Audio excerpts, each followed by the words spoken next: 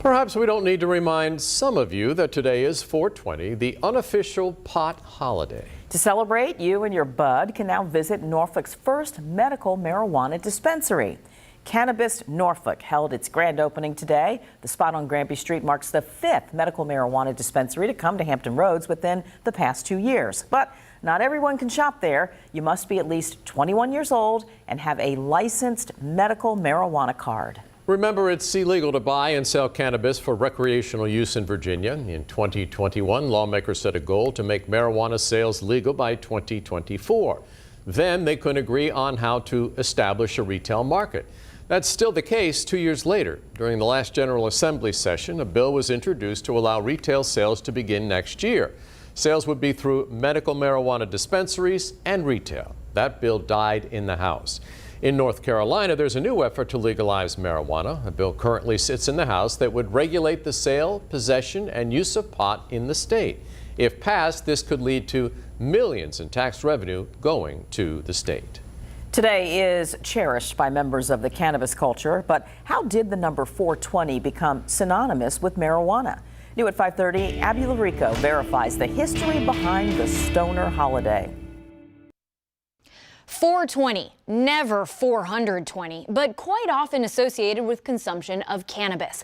Let's get to the root of the term, turning to these sources to verify some of the popular explanations for how 420 came to mean marijuana. Is it based on California Penal Code? No.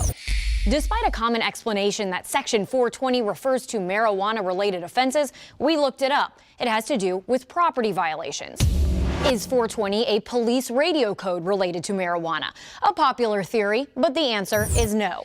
There can be some variation in communication among departments, but 420 is not a common or standard radio shorthand. Those usually start with 10, like you see in this list of radio codes in California published by Stanford University. 10-4?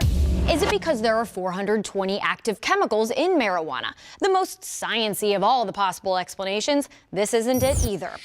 According to NIH-published research, cannabis contains more than 550 chemical compounds, including THC and CBD. Is it Bob Marley's birthday? Nah, man. According to the Bob Marley Museum, the reggae-singing Rastafarian icon of cannabis culture was born February 6th. So if all of these are tall tales surrounding the high number, where did it come from? It's hard to verify completely, but the strongest lore dates back to 1971 and surrounds a clique of self-professed hippies in San Rafael, California, nicknamed the Waldos. On the group's official website, they claim it began with a plan to meet on campus and get high at 4:20 in the afternoon. The story goes, eventually the friends' connection with the group The Grateful Dead and some love from High Times magazine helped coin the term, which has today moved from code to commonplace. With your Verify, I'm Abby Larico.